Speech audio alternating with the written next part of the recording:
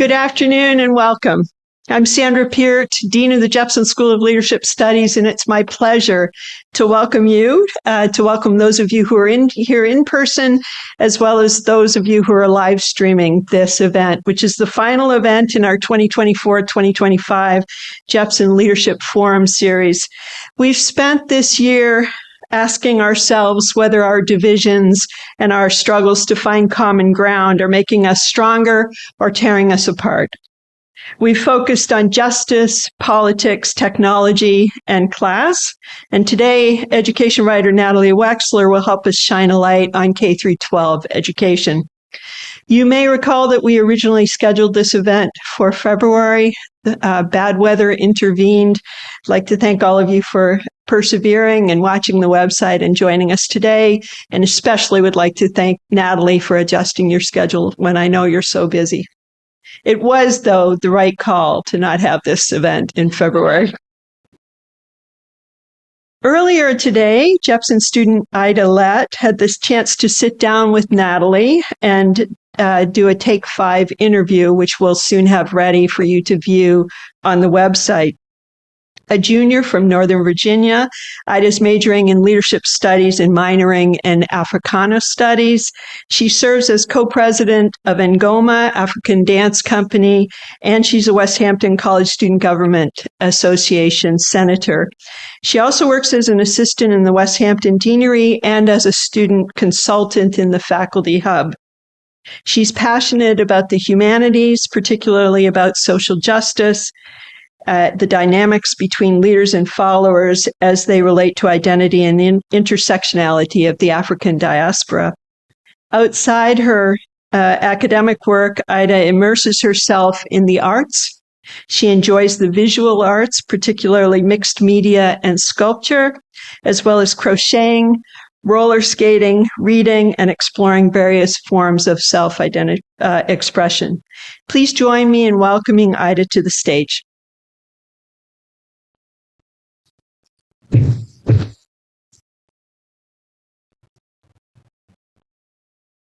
Thank you so much for that introduction. Hi, everyone. And also thank you for the opportunity for letting me introduce tonight's featured speaker. Natalie Wexler is an educational writer who speaks on a range of topics, including literacy, cognitive science, and fairness. She is also the author of the Beyond the Science of Reading, Connecting Literacy Instructions to the Science of Learning, published in 2025, and The Knowledge Gap, The Hidden Cause of Americans' Broken Educational System and How to Fix It, published in 2019. She's also the co-writer with Judah C. Hutchman for the first and second editions of The Writing Revolution, a guide to advancing thinking through writing in all subjects and grades, and she has a free Substack newsletter, Minding the Gap, and was the host of Season 1 of the Knowledge Matter podcast, Reading Comprehension Revisited. Ms. Wexler's articles, essays have appeared in the New York Times, Washington Post, The Atlantic, American Scholar, and so many other publications. She has been interviewed on TV and the radio, including Morning Joe, On Point, and 1A. She holds a BA from Harvard University, a MA in history from the University of Sussex, and a JD from the University of Pennsylvania.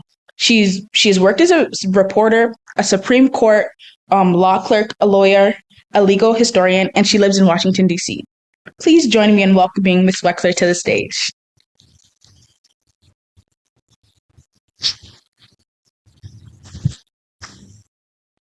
Thank you, Ida, for the introduction, and thanks to the Jepson School for inviting me on this to speak to this extremely topical issue about K-12 education and polarization.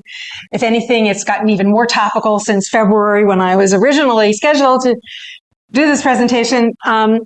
So let's just start, and basically what I'm going to be talking about is why education has been and now is such a sort of battleground, such a nexus for polarization, and also what our education system can do to help us overcome that polarization.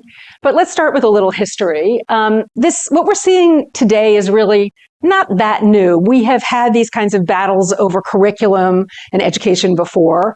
In the 1930s, there was a series of social studies textbooks that some people on the right felt were communistic, and actually the author Harold Rugg was a communist, so they may have had a point.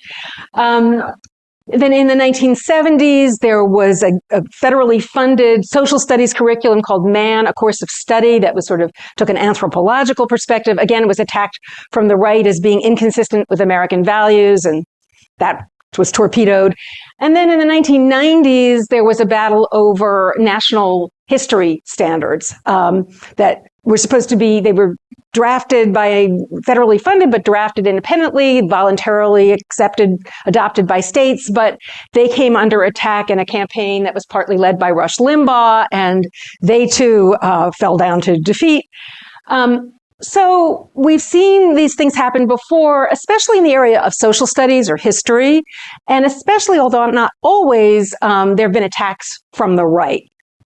So what we've been seeing in the last few years, as you may well be aware, is, again, from the right, there have been accusations that schools are indoctrinating students with left-wing ideology. It's often reduced to CRT, or critical race theory, which is not the same thing as critical race theory that's taught in law schools, but is essentially a synonym for what's called sometimes wokeness, but what it's perceived that schools are indoctrinating students with gender ideology or negative views of American history. And again, so history is a real focal point here. And then on the left, the response has been, no, history is supposed to be uncomfortable. We can't paper over these less uplifting aspects of history. And this, so it's not new. It may be intensified by social media these days, but we have seen these kinds of things before, these eruptions of controversy over education. And it's clear we do have some statistical data showing that these measures have increased. This is a project that tracked anti-CRT measures that from 2020 to 2024, there was a huge increase. There was a decrease in 2024, but I would say that given the current administration, these issues are with us still, here to stay for at least a while, and maybe more intense now than ever with the White House and the federal government stepping into the fray. So this shows that blue line, those are city or county government measures. But what is really going on in classrooms? The data, we don't have great data, and the data that we do have is not very clear. So this is data from a survey that was given to high school students about what their high school teachers were saying. Thinking of your entire high school experience, please indicate how often teachers in your classes made the following claims or arguments. And you could look at this and think, well, maybe the right is correct. So this is teachers saying we must be actively anti-racist. Students said that they heard that almost often or almost daily. 58% of them said that. And expressing support for the Black Lives Matter movement, 42% said they heard that every day or almost every day from their teachers. So this seems to lend some support to those critiques from the right. But let's look a little more closely at this. The U.S. has made a lot of progress toward racial equality over the last 50 years. Almost as many students said that they heard that daily or almost every day. So that's a more positive view of America. And similarly, the U.S. is a global leader when it comes to ensuring equal rights for all citizens. So are teachers just standing there and contradicting themselves every day? Or maybe these claims are being brought up as these are what some people say and this is what other people say. Well, we really don't know. But the other issue is, are students actually being influenced by what teachers are saying? When asked, this same survey asked high school students, how would you rate the following sources when it comes to influencing your political beliefs? Teachers are pretty low on the list here. Only 17% said they were very influential. So they said they were more likely to be influenced by parents, family, social media, friends. At least teenagers may be harder to influence than we think. And also 76% of these high school students said that their teachers never or rarely made them feel uncomfortable sharing divergent opinions. So that doesn't sound like indoctrination either. So it's really hard to know, but it doesn't seem that there's a real crisis from the point of view of students feeling inhibited about expressing their views. On the other hand, what about teachers?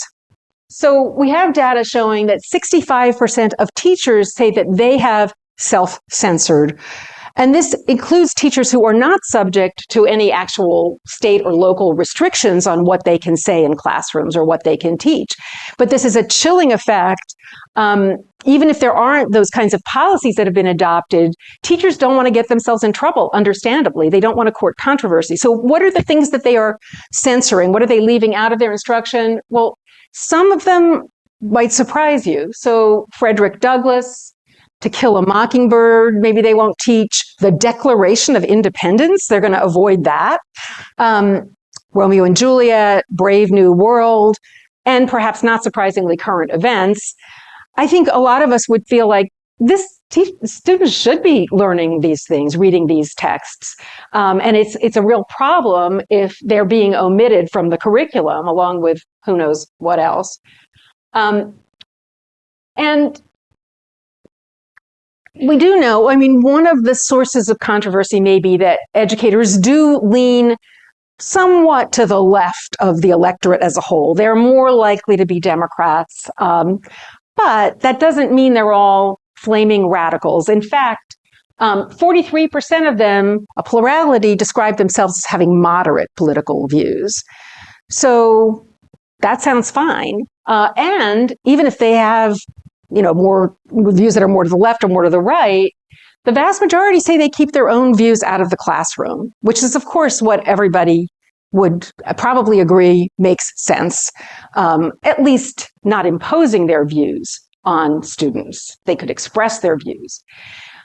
But there still could be a problem here because some teachers, with the best of intentions, may not always be able to distinguish between their personal views and what is sort of received truth. So, and this can happen on the right and the left.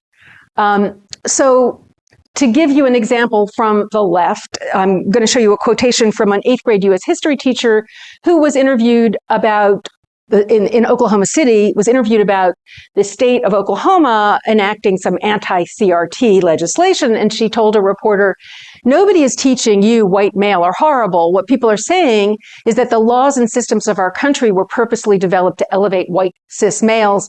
That is the truth." Now, there's nothing wrong with her believing that, of course, but Oklahoma is a politically conservative state. And I'm pretty sure there are quite a few families in Oklahoma that would dispute that statement, that that is the truth. But this teacher is, that's what she's going to be teaching. And then on the right, I came across a survey of secondary history teachers who were asked about their learning goals, and 13% of them said that one of their learning goals was seeing the role of God in the nation's destiny. This survey also covered 3 southern states, including Virginia, Alabama, Texas, and Virginia. Over a third of teachers in those states said this was one of their learning goals. And again, nothing wrong with teachers having that point of view, but presumably there are a lot of families and members of the public who would dispute that as being the truth. So teachers can get into trouble even without thinking that they are indoctrinating or imposing their views on students. And if they are living in a politically homogeneous community, everybody's conservative, everybody's liberal, they may not get into trouble for this. Nobody's going to object. But I would say that all of us should be concerned about students learning in American schools something that is presented to them as the truth when it's actually something that many, many Americans would disagree with.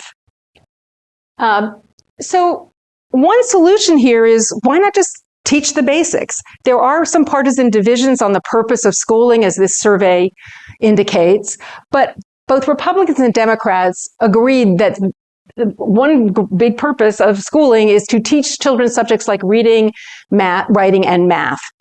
We can just avoid maybe political controversies over the curriculum if we just focus on the basics. Well, it would be nice, but actually learning does not work like that.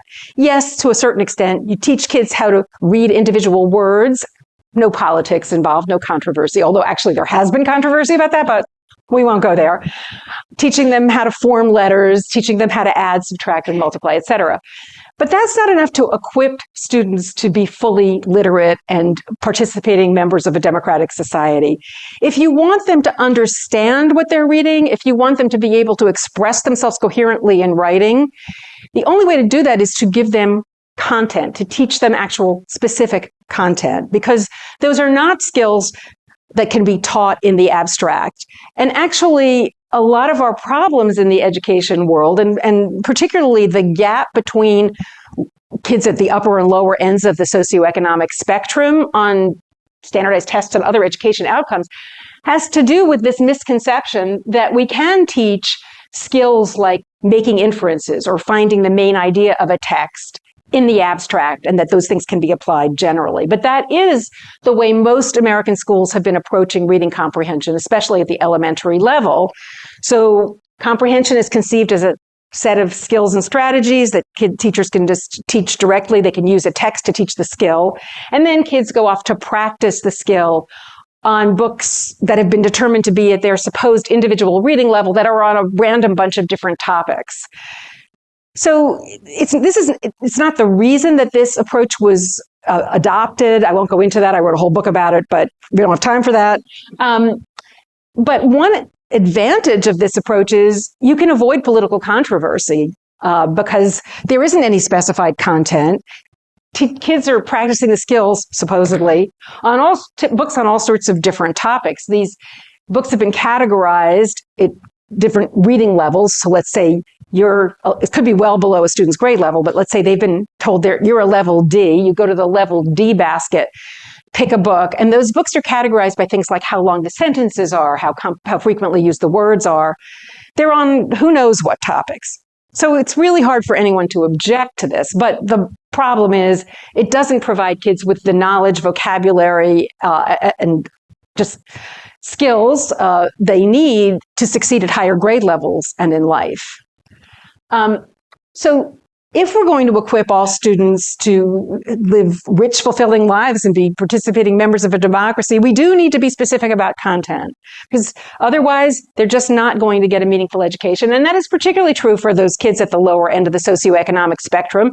The kids from more highly educated families who have more resources, they're in a much better position to pick up that kind of knowledge outside of school. But the other kids, they depend on school for that, and they often don't get it there.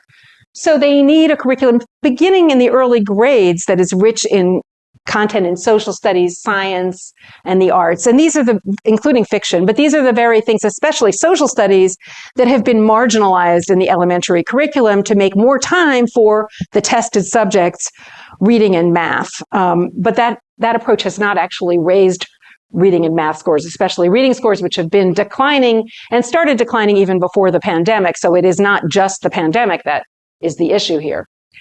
So that's one problem. Another problem is, to the extent that social studies is even taught in schools, and it's not much taught in the elementary school, sometimes middle school as well, we have very vague state standards, again, to avoid political controversy. I mean, it is the third rail here. So you have standards like this one, a second grade standard: compare perspectives of people in the past to those of people in the present. Which people in the past, who knows? And this is from a model set of standards that is designed to be adopted by states. And then we have other state standards like this one from fifth grade in Vermont: how policies are developed to address public policy problems. Or this eighth grade standard from South Dakota: how government decisions impact people, places, and history. Which people, which places, what historical events, that's left to the school or the individual teacher, and what this can lead to. And these state standards may have been rewritten. This is from a while ago, but they're pretty representative of what states have on their books. What this can lead to is a pretty incoherent and ineffective education. Kids may get the same thing 3 years in a row, or they may not get certain information that they need to understand, information that's presented later on.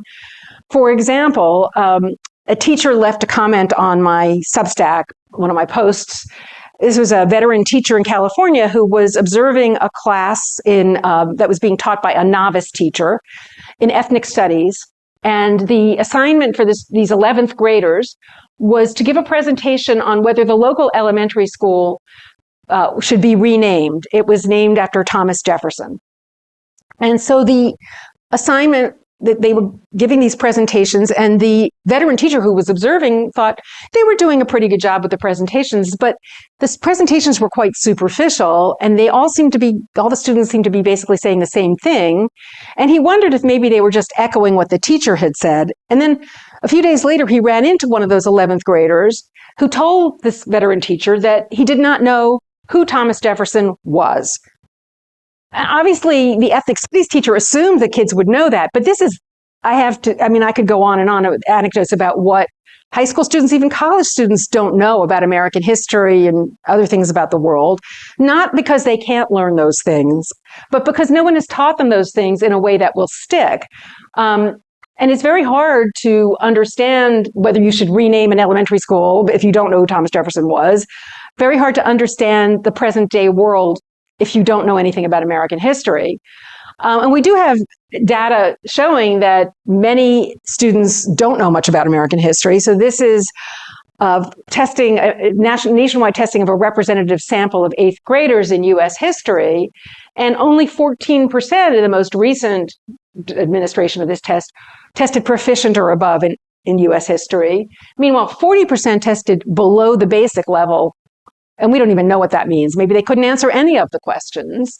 And this has, not improved much since 1994. So it's not necessarily a new problem, but it is a serious one. There's not as much concern about history as there is about civics. And we also have some data about the same kind of test in civics, marginally better results, 22% proficient or above, but not great. And we still have quite a few testing below basic. It's important for kids to know about civics, to take their place as responsible citizens in a democracy. But the best way to teach civics is through history. If you don't know why there are checks and balances or why there are 3 branches of government, it's going to be hard to remember what that's all about. So history is the context in which civics acquires its meaning.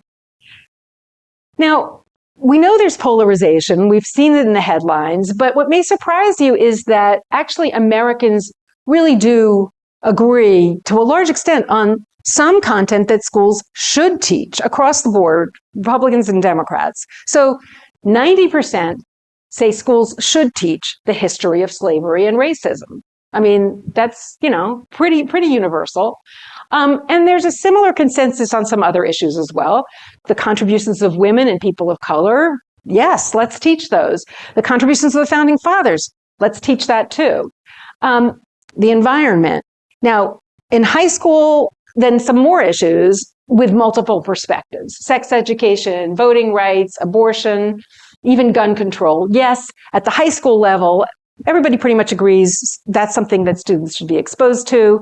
So there's more agreement than might appear. And there's also agreement on content that elementary schools should not teach. Like think income inequality, Democrats as well as Republicans, a majority say that. Sex education, abortion, let's leave that out of the elementary curriculum, and LGBTQ issues. So not everybody's going to agree with this, but there is pretty good consensus on both sides of the political spectrum that the elementary curriculum should not cover those things. There are some partisan divides, and where do they come? Well, the ongoing effects of slavery and racism, that's kind of a hot button issue. Democrats are more likely to favor that, Republicans not. And then there's some disagreement on when we should introduce topics. Democrats are more likely to say elementary school is appropriate for immigrant issues, voting rights, but Republicans are more likely to want those issues to wait until high school. But another thing that both sides agree on is that what they don't want is indoctrination. So yes, teach the history of slavery and racism, but don't indoctrinate students. But of course, they may disagree on what that indoctrination looks like. But one thing to bear in mind is education necessarily involves some indoctrination, but we consider some indoctrination acceptable. Like even teaching little kids to raise their hands or take turns is a kind of indoctrination. Deciding what content schools should cover is a kind of indoctrination. You're making value judgments, but people find that acceptable. What they don't find acceptable is when teachers are perceived to be imposing their own views on issues that there's not really a consensus on. So that if we want kids to get a meaningful education, we need to try to avoid as much as possible that perception, and maybe the reality, but certainly the perception of unacceptable indoctrination. So that can be tricky. As I mentioned, elementary schools have pretty much avoided being specific about content, but in recent years, a new kind of curriculum has emerged that does focus on content at the elementary grades, specific content in history, science, etc., often bringing that in through the literacy or reading block, because that's 2 hours or more, and it's really hard to get schools to cut back on that and make time for social studies and science. So the problem is that when you get specific about content, as I mentioned before, it can lead to attacks on the content from both the left and the right.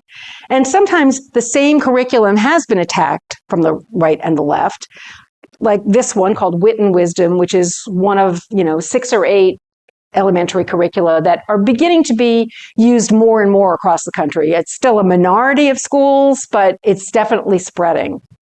So Wit and Wisdom, I'm somewhat familiar with. It does cover, topics in history, et cetera. And in Tennessee, it's used in about 30 different school districts there. And there's a group that you may have heard of called Moms for Liberty. It's a national group, but their Tennessee chapter decided to file a complaint with the state education department about Wit and Wisdom, and particularly focused on a second grade unit on the civil rights movement. And Moms for Liberty claimed that the texts reveal anti-American, anti-white, and anti-Mexican teaching, and they make children hate their country, each other, and or themselves. Sounds pretty terrible. But what are the texts that they're attacking in this way? One of them is Ruby Bridges Goes to School, which is a text written for second graders about a 6-year-old who I think it was 1960, integrated a previously all-white school in New Orleans. It's a really sweet book. It ends with Ruby on the playground with her white classmates. They're all got their arms around each other. Another book, Separate is Never Equal. This is about a case in California before Brown versus Board of Education, making similar claims, but involving Mexican-American students. I am pretty sure that most people reading these texts would not have a problem with them at all. But what happens is you get a small but vocal group making claims that people may believe about that are really not accurate. But then the same thing can happen from the left. The same curriculum, the Boston public school system was considering adopting Wit and Wisdom, and a group of educators in Boston attacked it as being severely lacking in cultural relevance for Black and Brown students and perpetuating harmful dominant narratives of history. From my familiarity with this curriculum, neither of these critiques really holds water, but the Boston public school system backed away from the curriculum. People want to avoid controversy. So what can we do about all this? Well, several things. We do need to be guided as much as possible by consensus on controversial topics. Let's not court controversy unnecessarily. It doesn't mean shying away from difficult topics, but if we want kids to get a meaningful education, we can't have teachers and schools distracted by controversy, censoring themselves. We do need to pay attention to what the majority, especially if it's a bipartisan majority, what they find appropriate. And that leads to accepting the need to compromise. Nobody's going to get everything they want in a curriculum. So I'll talk a little bit more about what makes sense in terms of compromise, but adults need to make those maybe sometimes difficult compromises in order for children to get a meaningful education. We need to school administrators need to provide clear guidance to teachers so they have a good sense of what they should cover and what they should not cover, and reassure them that if somebody complains, the administration will have their back. And this is crucial, helping students learn to disagree civilly. This is where education can really address and maybe prevent future polarization, because it's not about getting everybody, it's unrealistic to think everybody's going to agree on everything. But what is crucial is that we listen to people we disagree with respectfully. And, even if our minds aren't changed, respond respectfully.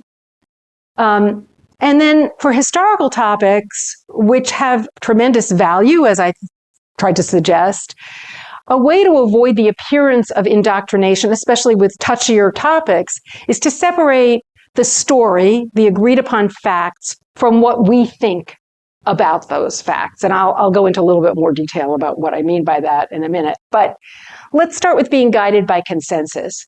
That could mean avoiding titles like these two, which were both designed for early elementary students.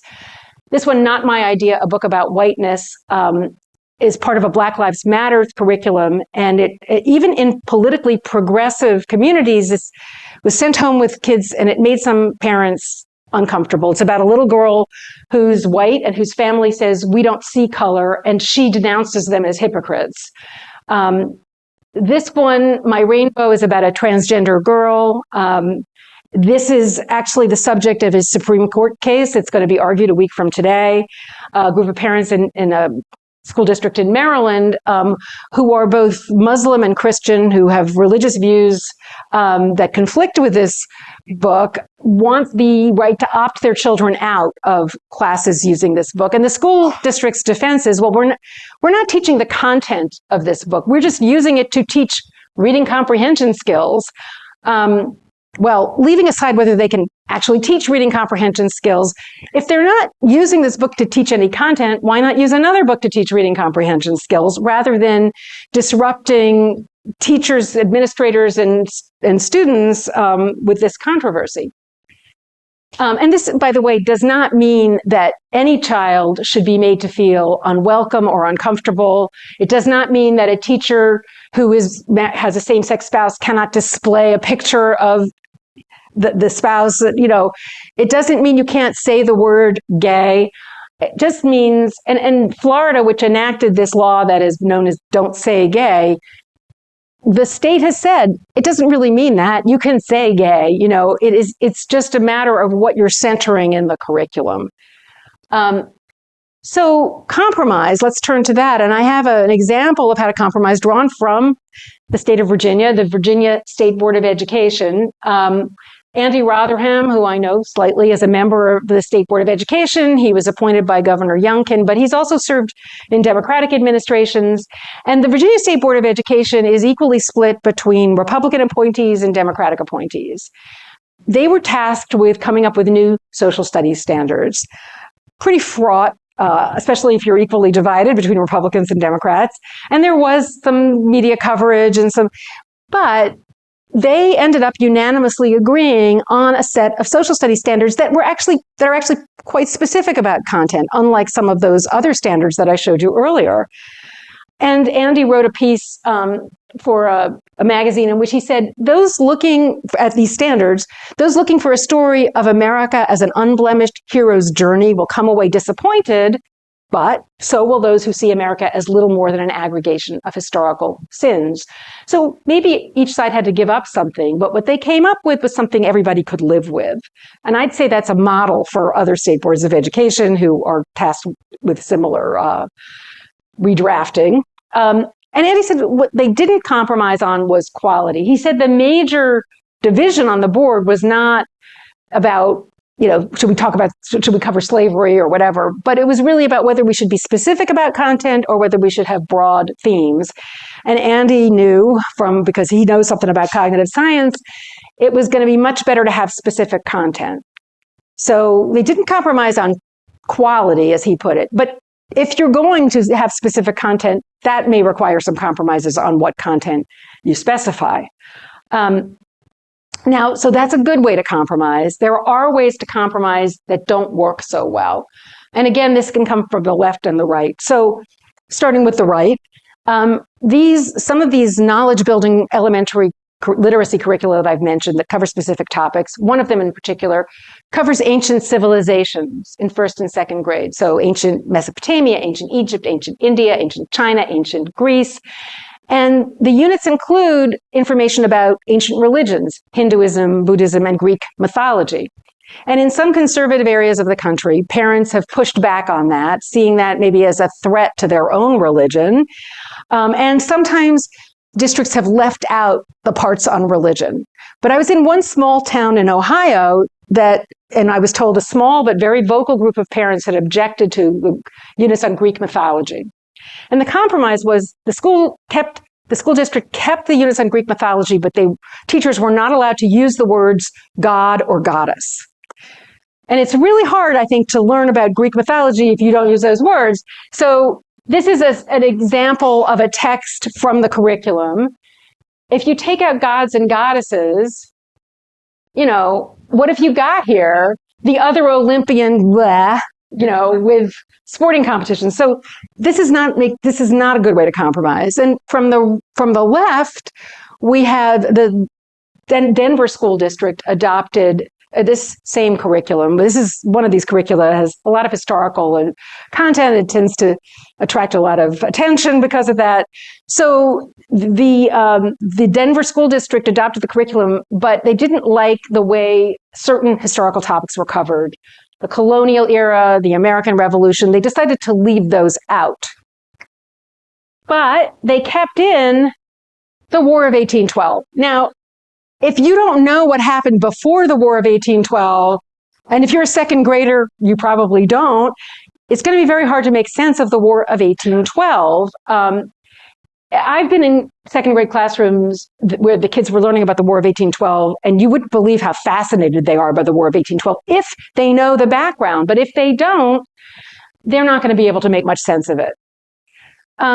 So I also mentioned clear guidance can be very helpful here, and strong backup from administrators. In addition, communicating with the community. So there are a couple of fairly conservative school districts that have been able to adopt these curricula with specific content without controversy. So one of them is Roswell, New Mexico, where the administrators said the teachers were concerned about covering these ancient religions, which is, all happens frequently in these areas, but the administrators told them it is their job to teach the curriculum as it is written, and if there's a concern, a principal or administrator is ready to handle it.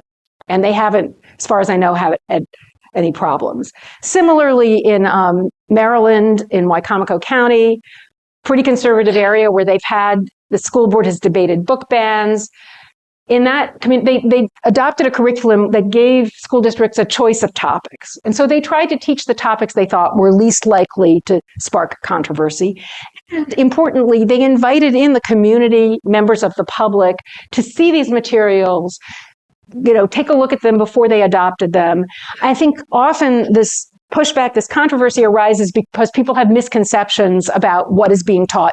Your second grader comes home and says, "We learned all about Buddhism today." And you might think, what? Are they turning my kid into a Buddhist? But if you see the context, you might not be so worried. And then I'm going to talk for a minute about writing instruction, which I won't go into detail, but let me just tell you, we're not doing a good job of teaching kids to write. Maybe you've seen some evidence of that. But writing is not just a vital communication skill. It's also a way of learning, of deepening knowledge, and it can really help students see multiple points of view, which is what we really need if we're going to reduce polarization. And that can start early. It can start with opinion writing because, so you have an opinion about something, fine. But then moving on to, let's construct a sentence with but, which I have, not all students just naturally know how to use even that simple conjunction. And if you use but, you are developing the ability to hold two contrasting ideas in your mind at the same time. And that lays the groundwork for subordinating conjunctions like although. Although some people believe that zoos help certain species survive, others argue that animals should not be held captive. Again, laying the groundwork for being able to see multiple points of view and disagree civilly. And then moving on when students are ready to writing pro-con outlines and paragraphs or compositions. So one side, the other side, and then eventually coming up with argumentative essays where they're not just presenting two sides, but they are, after thoughtful consideration, taking a side and able to respond to other arguments on the other side. So all of this is drawn from this method of teaching writing instruction called the Writing Revolution, and I'm the co-author of the book, but it's my co-author, Judith Hochman, who is a veteran educator who came up with the method.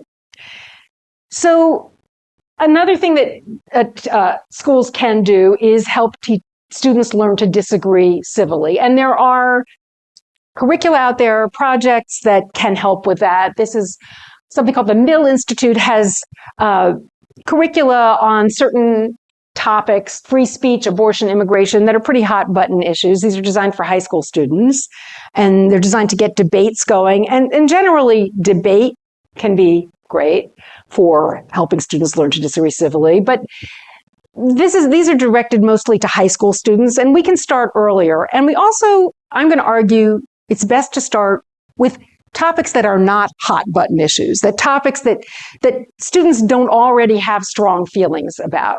And I would say history is a great way to supply those topics.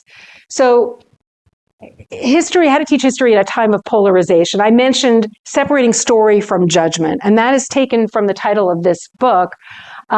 This book is written by two former high school social studies teachers, and it describes a framework that can be used to approach any historical topic that not only helps students understand those topics, but also helps them learn to disagree civilly, helps them learn to see multiple perspectives. So what are the 4 questions?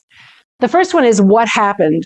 This is a question that often gets skipped over, and teachers assume students understand what exactly happened. Like that 11th grade teacher assumed students knew who Thomas Jefferson was. Often they don't. So getting them to retell the story in their own words is a great way to ensure that they know and will retain the agreed upon facts. The second question, what were they thinking? What were those historical actors thinking? What did they think they were doing? And that is crucial for developing historical empathy, putting yourself in the shoes of someone in a different time and place, which can really help with empathy in general. Why then and there? Why did the American Revolution happen in the late 18th century in the United States and not, in Switzerland in the 15th century, whatever? And then the fourth question is, what do we think about that? And that will be refined to something more specific. But that's where the judgment comes in. And at that point, it shouldn't be the teacher telling the students what they should think about that. It will be the students debating what they think about that. And you can only do that if you've answered at least those first and second questions first. You can only do that intelligently at that point. And so my argument is that history instruction can actually help reduce polarization. So developing that historical empathy can enable you to feel empathy for contemporaries who disagree with you. And it can be easier to feel that kind of empathy initially on topics that you don't already have strong opinions about. And seeing multiple sides of issues we don't already have strong views on can lead to seeing multiple sides of issues we do have strong views on. So, for example, if you can wrap your mind around why people in Salem in the 17th century thought there were all these witches that needed to be eradicated, maybe then you could understand why there are people who disagree with you about the Second Amendment and gun control. And I actually have talked to teachers who have used this method, and they've told me, yes, it does carry over to having students listen to people they disagree with and disagree respectfully. So let's go back to that Oklahoma 8th grade U.S. history teacher who thought that it was the truth, that she needed to teach this was the truth. How could she approach this using the 4-question method? Well, first let's say the topic is westward expansion. First have students create a storyboard telling the narrative. And then they're going to ask, what were the settlers thinking? What were the indigenous peoples who were being displaced thinking? And then what had happened then and there? And lastly, what do we think about that? And then it becomes not, maybe some students will say, and maybe even the teacher would say, I think, this was an example of white males purposefully trying to elevate themselves. but maybe other students would disagree with that, and that would be okay. So, as I mentioned, this 4-question method approach can help beyond historical issues. I talked to one teacher who said he asked his students about, well, suppose a cafeteria fight breaks out. Wouldn't you want to know what the combatants were thinking? And they agreed that would be a good idea. Another teacher said that this had really helped with discussion of gun control. He had students, it's not a historical issue, but he used this framework to have students read 4 different pieces with different opinions on gun control, imagine themselves into the minds of those different points of view, and then they had a much more productive discussion of gun control than they otherwise would have. So just to sum up, before we go to questions, controversy over education and the curriculum, it's going to happen to some extent, but there are things we can do to reduce the polarization that we often see. And there's not as much polarization as it might appear if you just look at the headlines and newspaper reports. There's some vocal minorities that are getting a lot of attention. We do need to be, as adults, we need to make thoughtful compromises if we want students to have a meaningful education. And in order to do that, it's crucial to guard against perceptions of indoctrination. That's what everybody agrees we don't want. School leaders need to be clear on what teachers should teach, on informing parents and the general public what is being taught, and also on supporting teachers if complaints are brought. And it's really crucial to enable students to develop empathy, initially maybe through historical topics, and the ability to see multiple points of view. And finally, this is not an overnight solution, obviously, but it may be the only thing that is really going to work. So thank you very much, and I'm happy to take questions.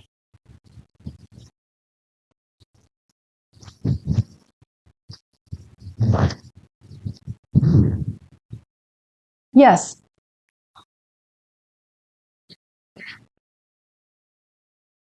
Notice I'm wearing a t-shirt that says value diversity. I taught ESL and art in the school system for 24 years. We think of math as a black and white issue. And there's a short story I have about an accountant that was hired by some large firm. And several people entered the president's office and was asked, what's 2 + 2? Until a guy looked around, closed the blinds, locked the door, sat down and said, what would you like it to be? Is that theoretic math? So the question is, why are we afraid of diversity in the school system? Well, I'm not sure that I'm equipped to answer that question. And I'm not sure, I think, it depends on how you define diversity. I'm not sure there are very many people out there who say having different kids go together, be in the same classroom is a bad thing. I think most of us would agree there's a value to that. I do think we sometimes are talking past each other with these arguments that there is, as I said, more agreement than there appears to be. And I think there's a perception that, say, white kids are made to feel bad, and that is, obviously we would all agree that that's not what we want education to do, but that a focus on too much of the negative stuff, on what historically disadvantaged minorities have experienced at the hands in the past of white people is going to make kids feel bad. I think that is certainly one of the concerns here. I was just reading, I forget where, but I was reading an article, I think it was a professor at a university saying that she always told her students, and I would agree with this, what happened in the past is not your burden to carry. we can all condemn things that happened in the past without condemning people in the present who happen to look like those people in the past. And I do think that it's important to also understand, what were those people in the past thinking, and not condemn, say, Thomas Jefferson out of hand because he owned enslaved people. We can all agree, I think, all of us agree that that was a negative thing. That was a failing of many of the founding fathers, but it doesn't negate the things they did that actually moved us forward. So again, I think it really depends. I don't think we should think of it as some people are afraid of diversity. I think we need to get past those labels and find common ground and allay some of those fears through that. Anybody else? Yes. Thank you. Hi. You're taking great pains to be even-handed in this talk. You spent the first 10 or 15 minutes even, exploring whether there was any legitimacy behind these various attacks on education, digging into the data to find that for the most part, there isn't. You take great pains to describe attacks from both the left and the right throughout the talk, but I want to put the proposition to you that when you say that it's crucial to guard against perceptions of indoctrination, it is actually impossible to guard against perceptions of indoctrination. That what you're talking about actually a very asymmetric phenomenon here. The vast majority of the attacks are coming from the right. That there is nothing controversial about teaching about world religions. That there is nothing controversial about teaching about the civil rights movement. That most people in the center and the left, educators and lawmakers, have already tried to be accommodating, compromising, reasonable in the ways you describe, and the pressure from the right continues and politicizes issues that have no reason to be political. Take it out of a history classroom, put it in a science classroom. If you teach about biological evolution, if you teach about climate change, you will be attacked for engaging in political indoctrination, and yet you absolutely should be teaching about those subjects, and you should not compromise about it. Right. Well, I think it's true that most of these attacks are coming from the right, but it's not. I mean, I think I've provided some examples of things happening on the left that are also interfering with kids getting a meaningful education. But I do think, yes, it is incumbent on school districts, administrators to take a stand when it is something that clearly should be part of the curriculum. And I do think that, sometimes it is a really small but very vocal group. And I firmly believe that school administrators should not cave to that vocal minority. They do need to say, I think it would help to try to engage with them and say, look, we're not teaching kids to be Buddhists or whatever. Here's what we're teaching. But at a certain point, I think you're not going to convince everybody, probably. And if there are a minority of parents who say, I don't want my kid learning about Greek myths or whatever, I think rather than cutting those things out of the curriculum, you provide an opt-out provision. It's not ideal, so you provide some alternative for the parents who object very strongly to whatever it is you're teaching, that you don't deprive all the kids of that content because a few parents are very upset about it. That, I guess, would be my best answer. I don't think there is an ideal solution to this problem. And I don't think that what we want to see is different schools for different points of view where kids never encounter an opposing point of view. I think as much as possible, we do have to strive to include everyone in the same education system. But yeah, it's not always easy. Hi, I'm curious about your thoughts on opt-out programs in general in schools, because I think of it almost as a slippery slope of, if I start being allowed to opt out of this discussion or that book, am I then allowed to opt out of math class eventually? Or I'm just a little bit curious about how you go down then find where is that line of what we are and are not allowing our kids to opt out of? Because to a certain extent, everything can be considered controversial. There's someone out there that's going to have a controversial opinion about any particular topic. So where do you draw the line with that while still giving everyone a holistic education?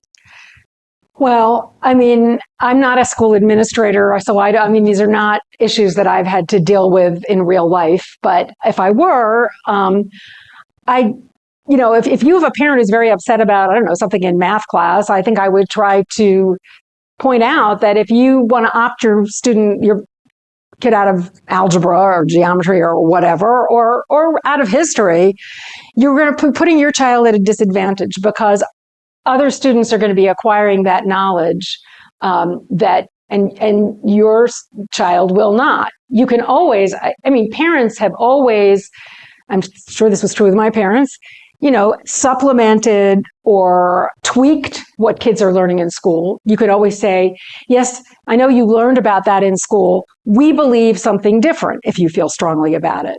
That's what parents have done for generations. This is what I mean about we have to compromise.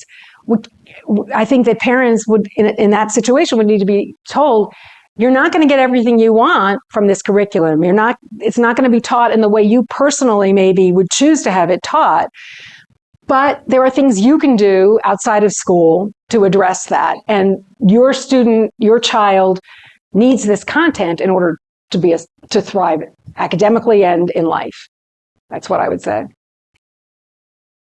So, yeah, there's a question down here. Here comes the mic.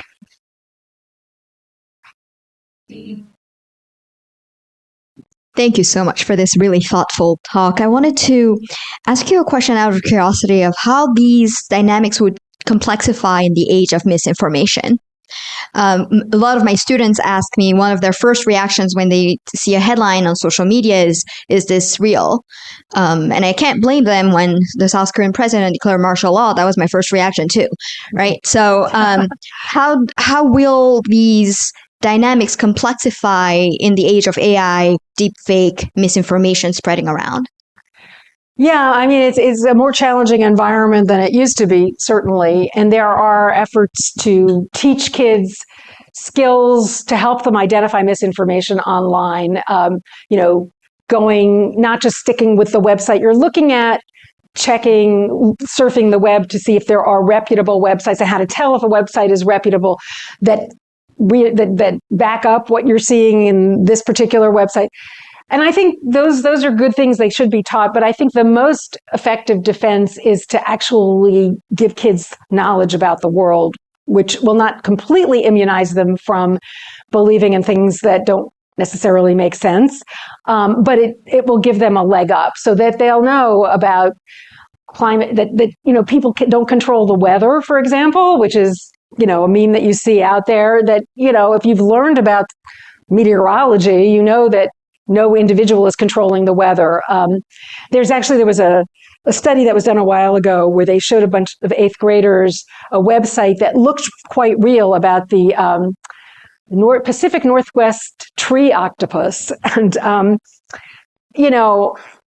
these kids, even the ones who were thought to be very media techno savvy, really knew their way around the internet, believed that this was an actual website.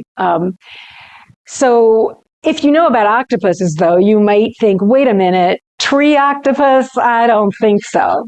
So I do think building kids' knowledge of the world is one of our best defenses, and it's more important than ever because of what you're talking about.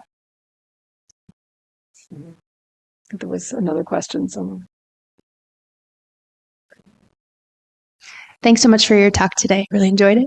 I've worked as an instructional coach in K-12 school and currently work with pre-service teachers in higher education. I don't see that teachers or educators are being immersed in this conversation in university. I'm curious if you think it's the responsibility of the university or the district where those educators land to have this conversation. So you're talking about the university teacher prep programs.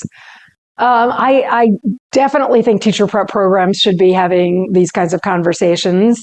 It can be hard to make that happen because we, have traditions at the higher ed level of academic freedom.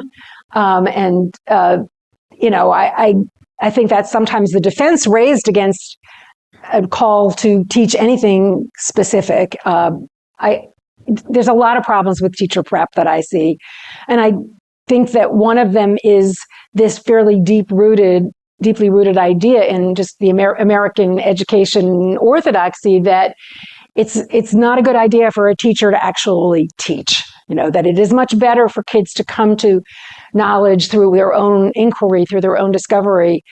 And kids are generally, certainly the lower grade levels, not really equipped to do that. We really do, and it doesn't mean just lecturing 6-year-olds, but reading aloud stories from history, stories about scientists. Kids love that, actually, and especially at lower grade levels. They're so curious about the world, and they love to feel like experts, and they're really sponges. And yet we waste a lot of that time because teachers have been essentially indoctrinated. I mean, this is not any individual's fault. It's a systemic problem. That history is developmentally inappropriate for young children or whatever. And I think the basic problem here is that cognitive science, the study of how people learn, has diverged from schools of education a long time ago. So there are things that prospective teachers are learning in schools of education that really go against what people might be learning, and undergraduates might be learning about psychology in the same campus. And I think it's beginning to improve a little bit, but I don't think we can wait for teacher prep to improve. We should be working simultaneously on helping teachers through high quality curriculum and professional development on the job to teach in a way that is actually effective both for themselves and for their students. So I don't know, are we pretty much done? Okay, thank you very much.